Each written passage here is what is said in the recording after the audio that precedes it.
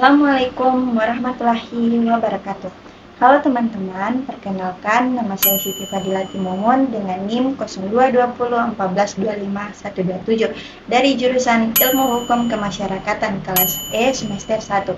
Di sini saya akan membahas tentang impact dari Konvensi ASEAN Afrika terhadap non-blok dan dunia untuk memenuhi tugas mata kuliah Sejarah Perjuangan Bangsa dengan dosen pengampu Bapak Firman Bonta SPD MPD. Selamat menyaksikan. Konferensi Asia Afrika yang disingkat dengan KAA yang diadakan di Bandung, Indonesia pada tahun 1955 memiliki dampak yang signifikan terhadap pergerakan non-blok dan dunia. Nah, kemudian ada latar belakang dari Konferensi Asia Afrika diadakan pada tanggal 18 sampai 24 April 1955 di Bandung, Indonesia dengan tujuan untuk mempromosikan kerjasama ekonomi dan budaya antara negara-negara Asia dan Afrika serta untuk menentang kolonialisme dan imperialisme. Kemudian ada dari dampak KAA terhadap non-blok. Yang pertama ada lahirnya gerakan non-blok. KAA merupakan titik awal bagi gerakan non-blok yang bertujuan untuk menjaga kemandirian dan netralitas negara-negara berkembang dalam Perang Dingin. Yang kedua, penguatan solidaritas Asia Afrika. KAA memperkuat solidaritas antara negara-negara Asia dan Afrika, yang kemudian menjadi dasar bagi kerjasama regional dan internasional. Nah, yang ketiga adalah peningkatan peran Indonesia.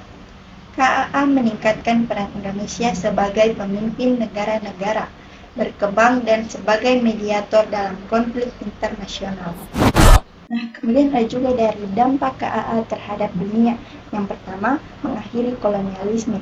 KAA mempercepat proses dekolonisasi di Asia dan Afrika, serta mempromosikan kemandirian negara-negara berkembang. Yang kedua, mengurangi ketegangan Perang Dingin. KAA membantu mengurangi ketegangan Perang Dingin dengan mempromosikan kerjasama dan dialog antara negara-negara Blok Timur dan Barat. Kemudian ada yang ketiga, yaitu meningkatkan kerjasama internasional. KAA mempromosikan kerjasama internasional dan memfasilitasi dialog antara negara-negara berkembang dan negara-negara maju. Kemudian yang terakhir, yang keempat, yaitu membentuk PBB. KAA mempengaruhi pembentukan Perserikatan Bangsa-Bangsa atau disingkat dengan PBB dan mempromosikan peran PBB dalam menjaga perdamaian dan keamanan internasional. Kemudian ada juga dampak sosial dan ekonomi. KAA mendorong kerjasama antara negara-negara Asia dan Afrika di bidang ekonomi, sosial, dan budaya sebagai upaya bersama melawan ketidakadilan kolonialisme dan meningkatkan posisi tawar di forum internasional. Semangat persatuan ini menjadi inspirasi bagi berbagai gerakan solidaritas internasional seperti Kelompok 77 dan forum kerjasama regional lainnya. Nah, ada juga pengaruh jangka panjang. Selain mendorong kemerdekaan banyak negara Afrika dan Asia, KAA juga memperkuat identitas politik bersama dan mempercepat pembentukan organisasi regional seperti Organisasi Kesatuan Afrika atau OAU.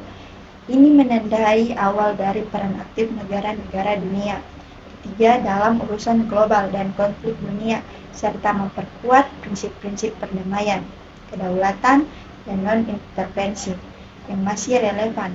Konferensi Asia Afrika tidak hanya menjadi momen bersejarah, tapi juga fondasi penting dalam pembentukan dan pergerakan gerakan non-blok, serta pengaruhnya terhadap dinamika politik dunia hingga saat ini.